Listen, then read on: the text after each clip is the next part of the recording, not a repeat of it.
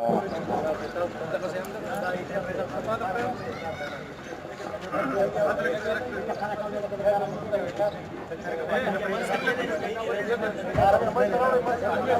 ہوا کہ خیر ہوا.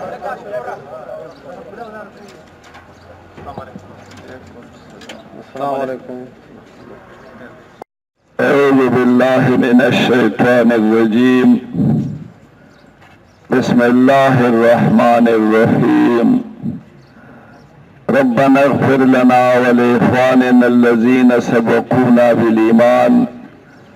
ولا تجعل في قلوبنا غلا للذين آمنوا ربنا إنك رؤوف رحيم.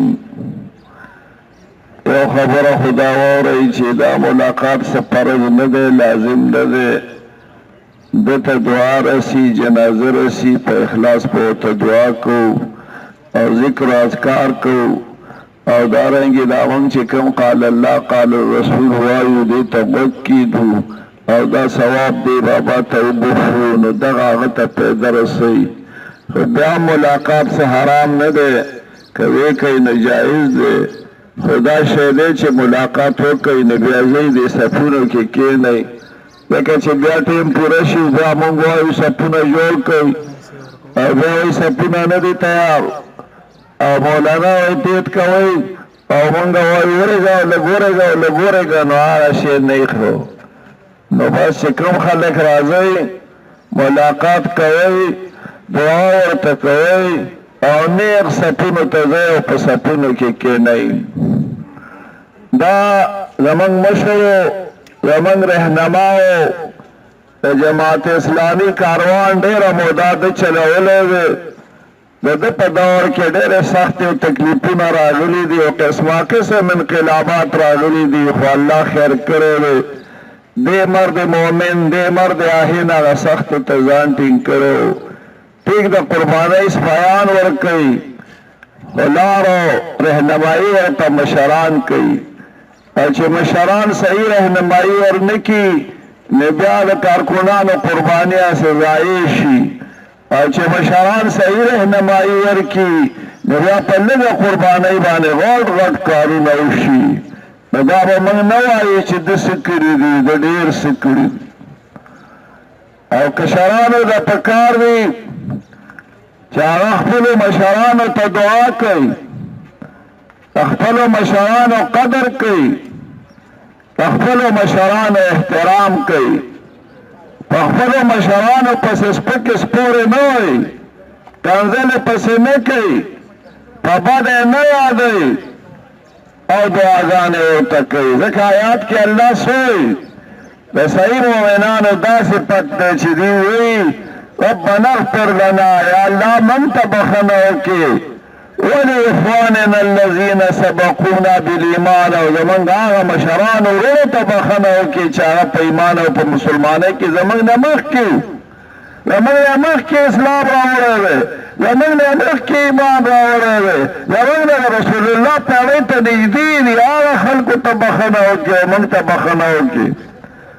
او دا سوال هم د الله نه کوي چې ربنا لا تجعلنا فتنة، ربنا لا تجعل في قلوبنا غلا للذين آمنوا. یا الله زمون په وینو کې د مؤمنانو سخیره مه پیدا کړې، کینه مه پیدا کړې، دشمني مه پیدا کړې، زمون د مؤمنانو سره او زمون د صحیح خلکو سره مینه پیدا کړې، زمون سره محبت پیدا کړې. یا الله ته شفیق او مهربان په دې وجه موږ د خپلو مشرانو قدر کوو، موږ په خپلو مشرانو فخر کوو. زمونږ مشرانو ډېر ښه کارونه کوي. دا ډېره خبره ده چې د مشرانو په دور کې خلک په هغو پسې سپکې سپورې. په دې وجه باندې علما وایي چې د یو معاصر رد په بل معاصر باندې نه قبلېږي، ځکه معاصرت او د یو دور خلک چې د هغو په خپلو کې د یو بل سره دشمني نفرت دي. د یو خبره دا ده، حدیث کی راضی رسول اللہ صلی اللہ علیہ وسلم فرمائی چې درې کسان دي چې د دغو چا قدر وکړو هغه داسې دی لکه د الله قدر یې چې درې قسمه کسان دي چې د هغو چا قدر وکړو، احترام یې وکړو، عزت کو داد صفا لکه چې د الله قدر او احترام او عزت کو. ان من اجلال الله تعالی اکرام الشیبة المسلم، عزت دا کس چې د سپینو ګیرې خاوند دی او دا سپینه ګیرې په اسلام کې سپینه کړي. په اسلام بختور خلق دی چې د ځوانۍ نه واله د ورکوټوالي نه واله د اسلام خدمت کوي، د دین خدمت کوي، د اقامت دین دپاره لګیایي، کوشش کوي او دا یې کوشش چې د الله په ځمکه د الله نظام راشي او دا یې کوشش چې د خدای مخلوق د بنده د بندګۍ نه خلاص شي، د الله په بندګۍ کې داخل شي او په دې کې د ټولې دنیا د کفارو مخالفت، د ټولې دنیا د منافقینو مخالفت، په هر ځای کې امر بالمعروف، په هر ځای کې نهی عن المنکر، په هر ځای کې درس قرآن، په هر ځای کې درس حدیث، په هر ځای کې د جومات تعمیر، په هر ځای کې د مدرسې تعمیر، په هر ځای کې د بناتو مدرسه، په هر ځای کې تعلیم او تعلم، په هر ځای کې تزکیه او تربیت، دا یې کوشش او خلق په دې کې به هم څه مطلبي، په دې کې به هم څه چلي، په دې کې به هم څه غرضي. څوک رواني نه دي چې بار د هغه کوشش کوي، دا غرض خو پکې شته. ولې بې غرضه کار څوک کوي؟ بې غرضه کار خو لیوني کوي. مقصد پکې د الله رضا ده که د نور پکې څه دي؟ د الله په ځمکه د الله نظام او دا د څه دپاره؟ د الله د رضا دپاره. یوه ورځ نه، دوه ورځې نه، درې ورځې نه، څلور ورځې نه، ټول عمر او ږیره پکې سپینه کړي. نو د داسې سپین ږیرې قدر او عزت دا داسې دی لکه د الله عزت. په بل حدیث کې راځي رسول الله صلی الله علیه وسلم فرمایي یو کسان دي چې د قیامت په ورځ به د الله د رحمت د سوري نه لاندې یو پکې شاب نشأت عبادت الله، هغه زلمی او نوجوان چې په ځوانۍ کې د الله په عبادت کې راټوکېدلي. خلک ویل هلک دی خیر دی، یاره مولوي صاحب ته چې هلک دی تا به څه نه یې کړي، دا ځواني په هر چا راغلې ده، داسې کیدی شي ښه به شي وروسته به ښه شي. هلک دی نه نجیب په هلک کې هلک چې یې نو ښه دی چې بوډا شي خو بیا هر سړی ښه در جوانی توبه کردن شیوه پیغمبریست، وقت پیری گرگ ظالم میں شهد پرهیزگار. کنه نو د ځوانۍ نه او د نوجوانۍ نه شروع شوی دی په دین کې، او سپینه ږیره او دقسې هسې چې مرګ ته ورسېد، حتی یاتي الیقین مرګ ورله راغی. د ده داسې مشر عزت بل حامل القرآن، د قرآن حامل، د قرآن حافظ، د قرآن مفسر، د قرآن عالم چې هغه غالي نه او جاپي نه انتها پسند نه بنیاد پرست چې څه ته وایي هغه نه جاپي نه بنیاد پرست خو دې هغه کسانو ته وایي چې د جرلې نه اسلام غواړي، د بنیاد نه اسلام غواړي، اسلام یې مضبوطي. دا خو ښه نه کړ، جاپي دغې ته نه وایي. او دریم اکرام عزیز سلطان المقصد، عادل حکمران، صحیح حکمران، صحیح مشر. دا درې کسان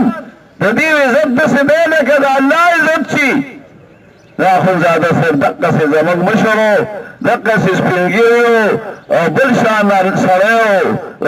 سره وړوکی و، د غټو څخه غټو. موږ به ورسره جګړې کولې چې څومره به دې ورته ترخه خبره وکړه ده به وخندل. داسې کسان ډېر کم پېښېږي، ایسی کسان اس نہ پیخے گی. اچھا خبر تیری یاد آتی ہے تیرے جانے کے بعد پجوندی نے دخل کو سا قدر نہیں چھ مرشد نمان نہ پسی بیا دخل کو سر قدر پیداشی زمن سر قدر پیداش. افسوس خبر ادار چھے اسلام مدا زمن سر امانت پیدا دیو پلی پھلا پھولا رہے یا رب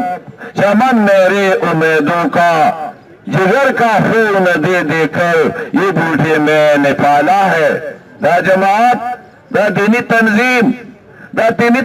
دے مشران په خپل دور کې ساتره وي او زمون لاس راغلی وي. اوس په موږ باندې غټ امتحان دی چې دا د دې لاس چمن چېرته زموږ نه خراب نشي، دا زموږ نه ضایع نشي. دا زمونږ نه غراب نشي، دې باندې چېرته خزان را نشي، په دې باندې چېرته چینجي ونه لګي. موږ به د دې بخر کوو، موږ به د دې ګوټ کوو، موږ به د دې چاري کوو، موږ به د دې ابیاري کوو، د دې دپاره چې دا چمن سمسوري او په دې چمن چېرته خزان را نشي. او خدای مکه که په موږ باندې داسې راغی زموږ د لاسه خپل چمن خراب شو، نو دا به زموږ غټه بدقسمتي. کوم خلک چې په خپلو کې د یو بل سره اړمي، د یو بل خپې وي، د یو بل پسې خبرې کوي، د داسې خلکو بیا مخالفینو ته څه ضرورت دی؟ دا په خپله د خپل نقصان دپاره پوره دي، د خپل قوم د ورانولو دپاره بیا دا خلک پوره دي. خلک اکثر دا خبره کوي ویره په موږ کې د ورانۍ دشمن پیدا کړی دی، په موږ کې د ابدران دشمن پیدا کړی دی. لکه چې ستا دشمن دی نو ولې هغه به ستا روغه کوي څو، ولې هغه به ستا اصلاح کوي څو، ولې هغه به ستا پیدا کوي څو، ولې هغه به ستا نقصان نه کوي څو، ولې هغه په تا کې درار نه پیدا کوي څو. ته ولې داسې بېکاره چې دشمن په تا کې درار پیدا کولی شي؟ الله پاک د مؤمنانو صفت داسې فرمایلی دی الذین یقاتلون فی سبیل الله فی سبیله کانهم بنیان مرصوص. دغه دشمن په مقابله کې داسې ولاړې ته به ویلو سیمټي دیوال دی، په سیمټي دیوال کې څوک لار نشي ایستی،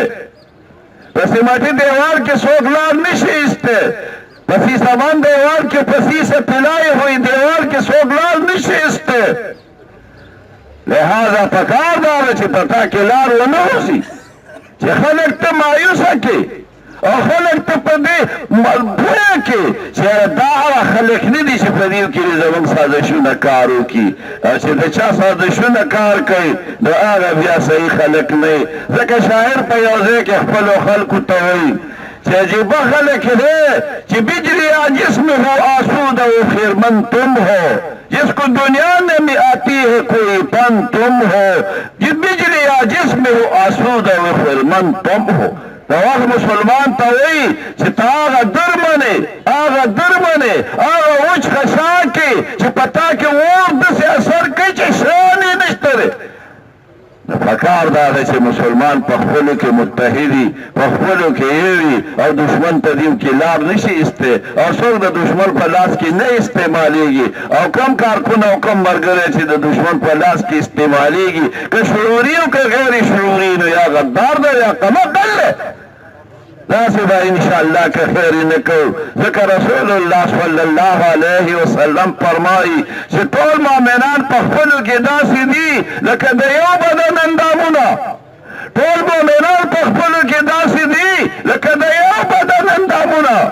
که ستاسو خیر د بدن په دې اندامونو کې له یو بل سره یو تسلسل دی، تاسې تسلسل که ستاسو خیال وي دا ګوته چې دې خوږي نو ټول بدن ته دې نیولی.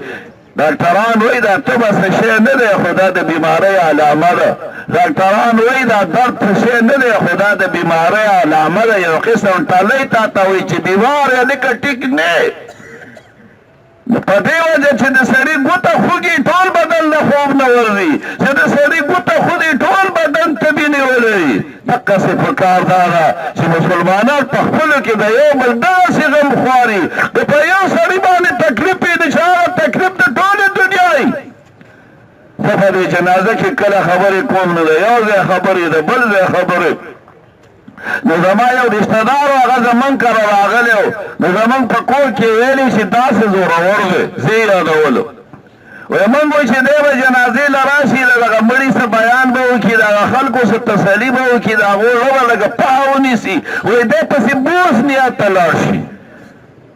نو دا حقیقت دی چې بوس نیت ته ځکه ځم چې هلته په مسلمانانو ظلم وي، کشمیر ته ځکه ځم چې هلته په مسلمانانو ظلم وي، فلسطین ته ځکه ځم چې هلته په مسلمانانو ظلم وي. ځکه د ټولې دنیا مسلمانان که هغه سره دي او که سپین دي، که پښتو وي او که عربي وي، که هغه پښتون دی او که عرب دی او که عجم دی، ټول یو بدن دی چې یوه کلمه وي. دې کلمې ټول یو کړي دي. د دې کلمې په وخت کې د هغو څه حیثیت نه لري، دا سیندونه څه حیثیت نه لري، دا جغرافیه څه حیثیت نه لري چې وایي مونږ کلمې یو کړي نو جغرافیه هم نشي بیلولی چې مونږ کلمې یو کړي ژبه هم نشي بیلولی چې مونږ کلمې یو کړي وطن هم نشي بیلولی چې مونږ کلمې یو کړي وفادات او خپلو کې نشي جنګولی د مؤمن به دغسې دارنگی رسول اللہ صلی اللہ علیہ وسلم پر بلدے کی فرمائی المومن للمومن کالبنیان یشد بعضه بعضا مومن دا بل مومن دا پارد سدل کیوا آبادی دا یو آبادی دا یو خخت دا نوب دیوال سر تعاون کئی کرا یو خخت دا بل خخت دا یو بل سر تعاون ونکی خودشتا چه قطعان تی دیوال نشی جوڑے دے نو منگا پخی خختی پکاردار چه مسلمان پوخی پخی خختی او بیا دا مسلمانانو جماعیت و اجتماعیت دا سدیل کئی و آبادی دا یو آبادی خختی آل مضبوطی چه دا یو مل سر تعاون کئی او پمینس کی مسالہ زبردست سیمٹی او آغا بردست سیمٹ و مسالہ آغا زمان دا کلمہ دا آغا زمان دا اسلام دے آغا زمان دا قرآن دے آغا زمان دا نبی دے آغا زمان دا دین دے او دا دین منگا یو کری انشاءاللہ یو بھئی متحد بھئی متفق بھئی کدق سی دا دین دا پارا منکار کهو دا وقت من بیا خیل کسن چه خونزاده صرف دے یا اللہ تر دی مرد مومن درجات بلند کی یا اللہ پا تقصیرات دا حفظ قلم رکھا گی یا اللہ قبر پہ پراخ کی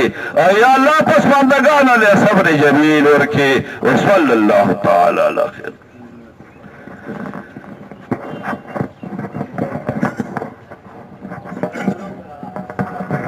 عزت مندو حاضرینو د ضلع بالا پایین ډیر مشران علماء کرام مسلمانان حاضر دي وخت ډیر لږ یو څو منټه پاتې زمونږ محترم ډاکټر مولانا اشرف الله خلیف صاحب تشریف راوړی دی هغې ته هم درخواست دی چې هغه سټیج ته راشي د هغې پورې یو مختصر انداز باندې به یو څو منټه کې مولانا عزیز الحق عثمانی صاحب شال بڑائی در طولو علماء زلدیر مشر آغاز رسو کلمات ہوئی الحمدللہ رب العالمین والصلاة والسلام على سید الانبیاء والمرسلین اعوذ باللہ من الشیطان الرجیم بسم اللہ الرحمن الرحیم یا ایوہ الناس اتقوا ربکم ان زلزلة الساعة شیء عظیم یوم ترونها تذهل كل مرضعة عما ارضعت وتضع كل ذات حمل حملها وترى الناس سكارى وما هم بسكارى ولكن عذاب الله شديد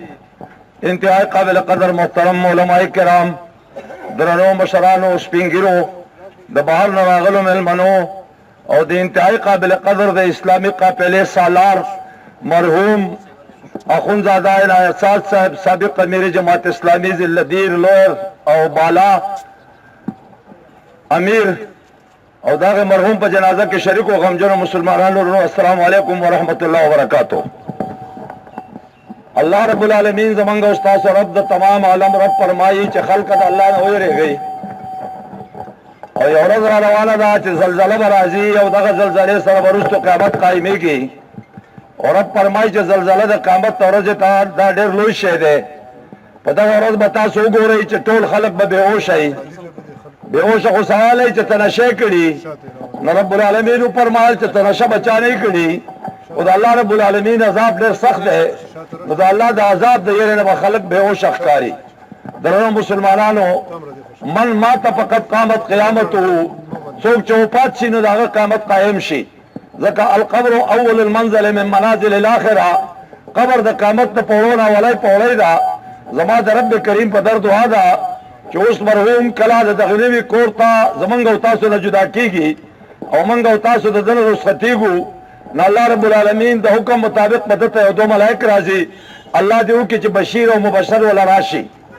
او دے برا پاسی پا دے قبر کے ادری تا پوسودو بکی او دا کرنگی چی چوکو پاس چینو دا تا پوسودو دا ہر چالا کی گی چی رب دے چوک دے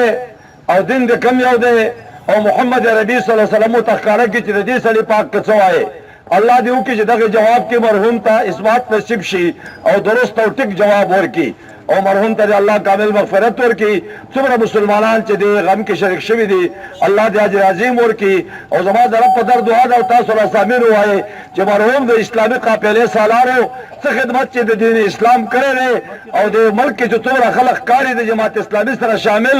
هغه د همتونو د منډو نتیجه ده الله رب العالمین دې موږ په دغه کار کې درست او ثابت قدم وساتي او مرحوم ته الله رب العالمین کامل مغفرت ورکړي او هغه عمل د الله رب العالمین په خپل در قبول کړي وما توفیقی الا بالله علیه توکلت و الیه انیب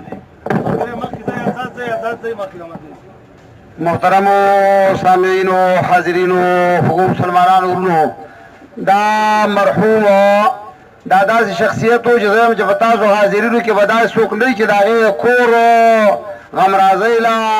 او د هغې هغه درد کې شریک شوی دی نو دا د دې مرحوم په موږ باندې حق دی چې دلته په جنازه کې شرکت وکړو او خبره واورو که یو څو منټه لږ وروسته شي هم خیر دی زموږ ډېر مشران علما کرام راغلي په کار دی چې ټولو بیان کړی دی او موږ تاسو اورېدی خو وخت نشته لہذا د ډېر لرې نه چې زموږ محترم میلمه محترم ډاکټر مولانا شمس الحق حبیب صاحب هغې تشریف راوړی دی هغې به موږ تاسو ته آخري هدایت راکړي او تاسې به بیا ډېر په ترتیب سره ډنه بار سکول بار دا کم ګراوند چې دی په دې کې به په ترتیب سره انشاءالله صفونه جوړوئ او ډېر په اطمینان سره دا جنازه کوو دا آخري حق د دې زموږ مشر دی چې دا په ښه انداز باندې ادا کړو نو زه محترم مولانا ډاکټر شمس الحق حبیب صاحب درخواست کوم چې هغه خپل هدایت وفرمایي الحمد لله رب العالمين والصلاة والسلام على سيد الأنبياء والمرسلين محمد النبي الأمي وعلى آله وصحبه وأزواجه وذرياته ومن تبعهم بإحسان إلى يوم الدين أما بعد فأعوذ بالله من الشيطان الرجيم بسم الله الرحمن الرحيم كل نفس ذائقة الموت وإنما توفون أجوركم يوم القيامة فمن زحزح عن النار وأدخل الجنة فقد فاز وما الحياة الدنيا إلا متاع الغرور صدق الله العظيم انتہائی محترمو مشرانو کشرانو دے مجلس کے استاسو دے علاقے مشہور علماء کرام او استاسو قومی مشرانم ناشتی اخونزادہ عنایت سید صاحب زمون مشرو او خپل ژوند د الله تعالی د دین د خدمت لپاره وقف کړي او الله تعالی دې دا هلې ځلې قبول کړي موږ تاسو د دې په جنازه کې راغلي یو او د دې د مغفرت لپاره په اخلاص دعا کوو چې الله تعالی د دې کمزورۍ معاف کړي مرګ د مؤمن لپاره تاوان نه دی تاوان د کافر لپاره دی د مؤمن خو ازمایش ختم شي د مؤمن لپاره خو د راحت دور او د خوشحالو دور شروع شي د کافر او د بدعمله او د بدبخت او د خدای د دشمن د امتحان او د ازمایش که د ناکامۍ نه بعد د هغه د سزا دور شروع شي لہذا مرګ ته تاوان مه وایئ دې وجې نه چې کوم خلک شهیدان شي نو الله تعالی وایي تاسو ورته مړه مه وایئ حالانکې مړ خو یي ولا تقولوا لمن يقتل في سبيل الله اموات ځکه چې مرګ د خلکو په نزد تاوان دی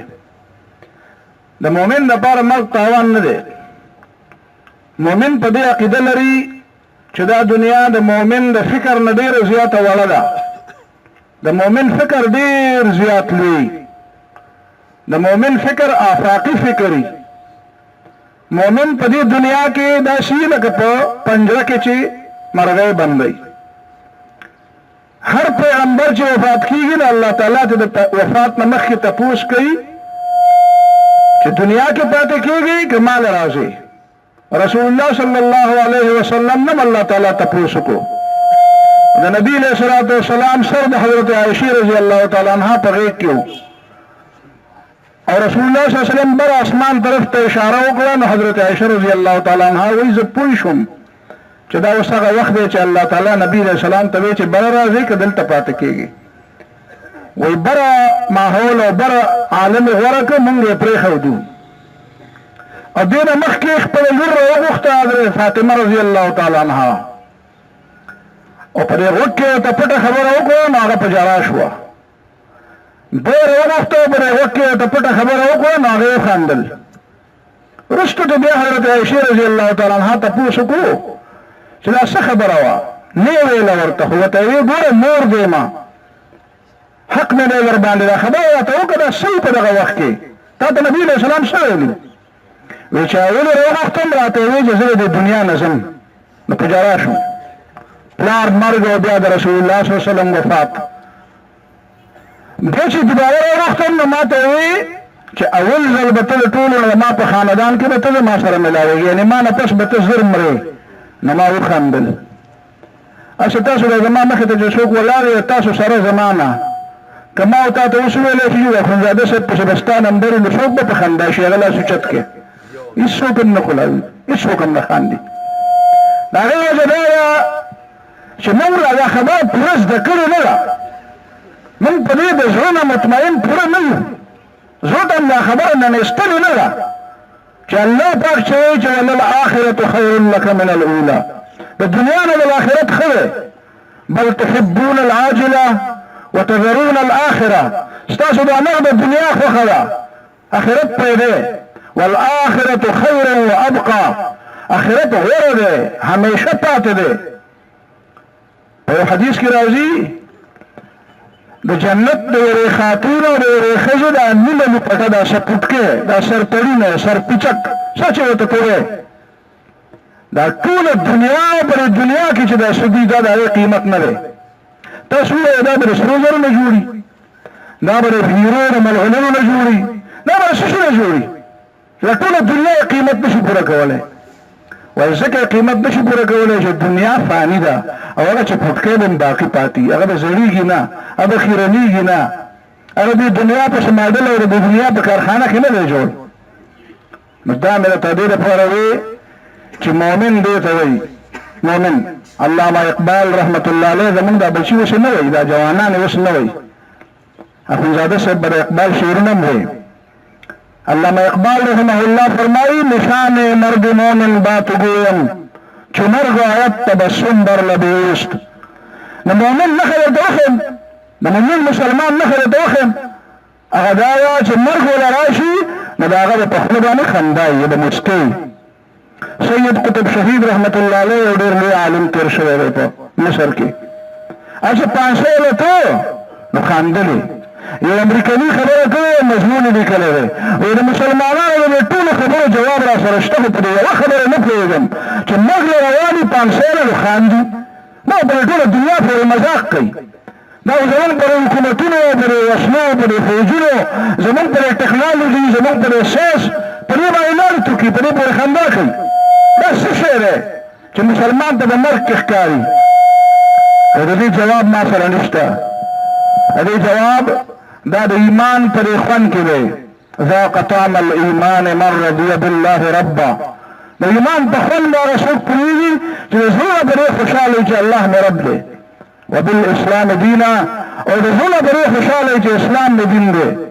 د ژوند د تېرولو طریقه مې اسلام دی. وبمحمد صلی الله علیه وسلم رسولا، او په دې د زړه خوشحاله چې محمد صلی الله علیه وسلم ته پیغمبر ویلی دی. محمد صلی الله علیه وسلم رهبر او رهنما دی.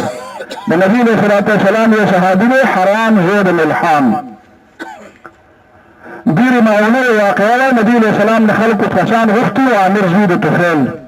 وایي موږ له څه کسان راغی چې موږ ته دین وښیي، او یا کسان ولې نبي علیه السلام ورکړه چې هغه هلته لاړه، په لاره کې ورته سړي کېنولي و. دا حرام زید ملحان د حضرت انس رضی الله تعالی عنه ماما دی. حضرت انس رضی الله تعالی عنه ډېر عظیم انسان دی. نو ترې انس ابن نضر دی، هغه په احد کې شهید شوی دی. حرام زید ملحان ماما دی، دی دلته په بیر معونه کې شهید شو. د سره د نبي علیه السلام خطو او هغه کسانو ورته مخامخ یو سړی را مخامخ کړي چې دی په خبرو کې، او د وروسته نه یو سړي په نیزه ویل، دا نیزه په دې سینه راووته او د سینې د روزونو پوارې شروع کړې، نو هغه وینه پر خپل مخ راواچوله. نه په ډېر ور مخ راوچوله او یو چې وواله فزت ورب الكعبه د کعبې په رب مې د قسم چې کامیاب شو باقي نه خلک بخیږي ما ته کامیابي نه لایسته چې کوم سړي واله دا غزو دا غنمو جبار زوی د سلما هغه جبار زوی د سلما وایي وای ما سوچ وکړ چې دا سره څنګه خبرې کوي دا هما په نيزه یې مړ مې کو او یې په خپل مخ باندې راوي او زموږ په رب د کعبې قسم چې کامیاب لا کامیابي څه ته وایي دا څنګه لیونی زموږ ته پوښ کوي دا کامیابي څه ته وایي فوز او فلاح څه ته وایي بل ته پوښ کوي یاره زه نه پوهېږم چې ته مسلمان نه تپوس وکړه او آخر کار هغه سړی راځي مسلمانېږي جبار زوی د سلما مسلمانېږي موږ دا آیت خو د مانځه کې ډېر وایي څوک د مانځه نه مخکې خو دا به د مانځه کې ویل پکار دي که نه اقامت شي خلک وایي اني وجهت وجهي للذي فطر السماوات والارض حنیفا دا آیت دا آیت ته وایي که نه چې الله اکبر ویل نه پسې وایه مخکې مه وایه او جګړه په شروع کې سره چې په دې بله جګړه شروع شي خدای ته وګوره که وایه که نه وایه نه خو جګړه مه کوئ دا چې نفس مخکې نه کله جګړه دا پوره جګړه مه جوړوئ ما خپل ځان متوجه کړ ما خپل ځان الله ته سپارلی دی دې سره خوا کې یو بل آیت دی ان صلاتي ونسکي ومحیاي ومماتي لله رب العالمین زما منځ او زما عبادتونه قربانۍ او زما ژوند او زما مرګ دا د الله دپاره دی مرګ څنګه د الله دپاره وي نو دا چل د حضرت حرام ابن ملحان نه زده کړه چې خپل مرګ نه مې پیغام ورکړه دنیا ته چې کوم سړی ته وژني هغه فتح کا دا هغه جبار زوی د سلما په دماغو کې بداوه چې ما فتح وکړه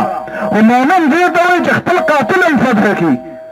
خپله شهید هم شو خو هغه خپل قاتل ته هم د اسلام لار وښوده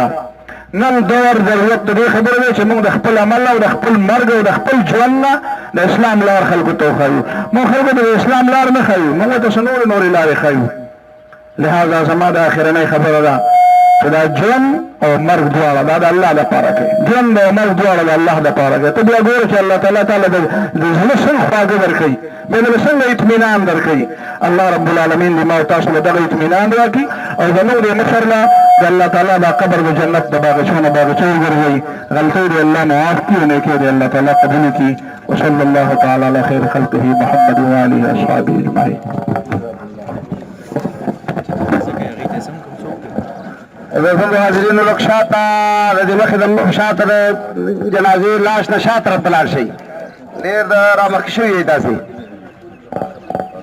دا لاش رامخې ته کوي لږ نور هم رامخې ته کوي تاسو مه رامخې کېږئ دلته مخې ته خلک موجود دی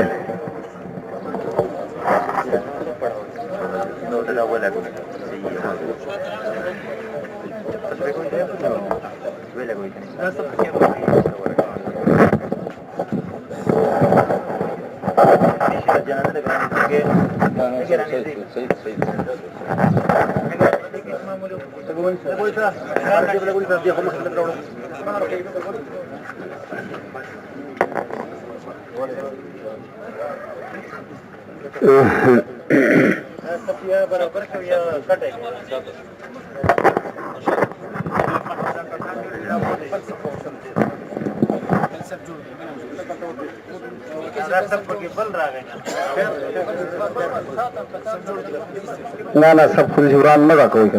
نه دا سب پوره کوي دا بس دا ګاډی پکې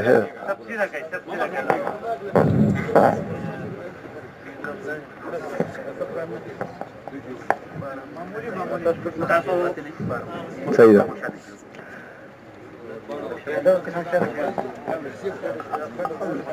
عزتمندو ځان په سفرو کې په خپله برابر کې د سب سیده کول لازم دي او وچونه هم پکې ختم کوي دننه چې ځای نه وي نو بیا بر د سکول ګراونډ ته وخېږئ او بهر چې دا کوم ګراونډ دی هغې کې تاسې ودرېدی شئ دلته عزتمندو څنګه چې مخکې خبره وشوه چې دا آخري خدمت دی د هغه چا چې هغه زمونږ استاسې د هر خاندان په جنازو په داسې غمونو کې شرکت کړی دی نو دا په موږ باندې د هغې آخري حق دی چې دا ښه په اطمینان سره موږ ادا کړو په دې موقع باندې کم مالی حقوق چې چایي هغه خو بغیر د ادا کولو نه نه کېږي الا دا چې هغه مالک یې معاف کړي د مالی حقوق بارکې خاندان یې د ورکولو قابل دی د هغې سره پکار ده چې رابطه وکړي او د هغې نه علاوه ډېر داسې حقوق دي چې هغه ادا کېږي نه هغه زموږ استاد صاحب د موافق سره ډېر تعلق ساتي چې اپ او درګذر ورته وکړو نو د خدای لپاره موږ معاف کړی دی چې الله دې وبخي او عزتمندو په دې دعا کې دا اوس جرګه دا شفاعت دی چې ډېر درد سره موږ دا دعاګانې وکړو ان شاء الله العزیز ځان ته دعا ده هغوی ته دعا ده الله به دا وایي ان شاء الله مغفرت نصیب کړي او زموږ استادو پکې څه وکړي نو ځان تیاروئ او اسې که دا اواز نه رسېږي د سپیکر دا نو ځای په ځای الله اکبر هم په زوره وایي آخري دروازه کې چې څوک دي هغې اندازه ولګوئ چې کوم صفونه بار او دننه برابر شي اواز وکړئ چې ودرېږو حفیظ صاحب اشاره وکړه چې دلته ودرېدو خبره یې بیا ووایه صفونه چې برابر شي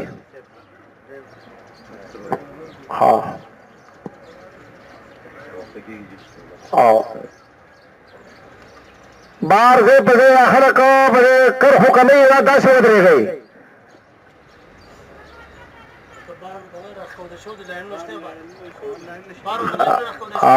لائنو نمشتے ہو لائنو نا کافی نہیں ودرے گئی دا سے ٹیم پورا دے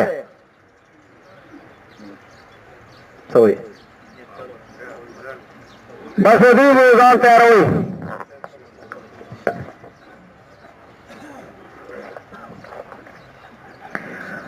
پیزار چې پاکي نو لمونځ د جنازې کېږي او دا نور لمونځونه به هم کېږي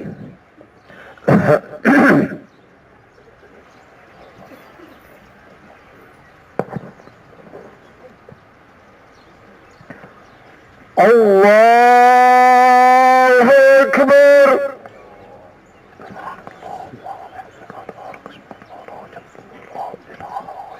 الله أكبر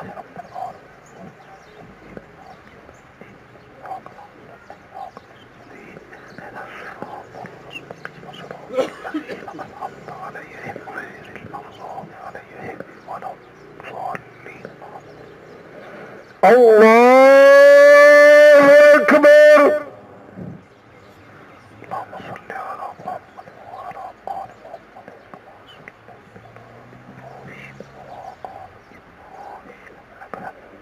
إنك حميد مجيد مبارك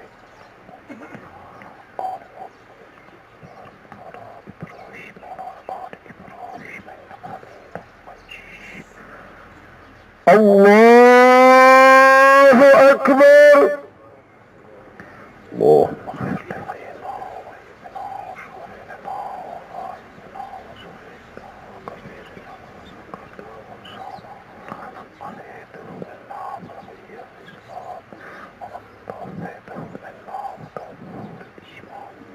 اللهم لا تحرمنا أجره ولا تبدلنا بعده اللهم نقه من الخطايا وما نقه والقدر من الدنس اللهم اغسله بالماء والثلج والبرد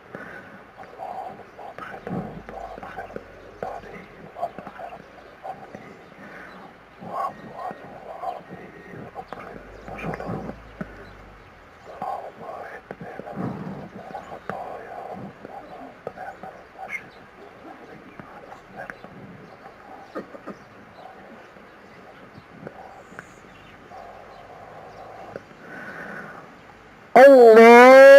الله أكبر السلام عليكم ورحمة الله السلام عليكم ورحمة الله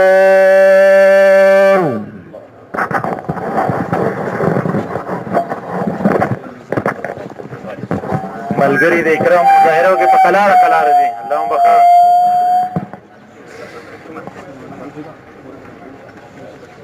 اکرام سره د نور ملګرو هم خیال وساتئ د ګاړو والا خیال وساتئ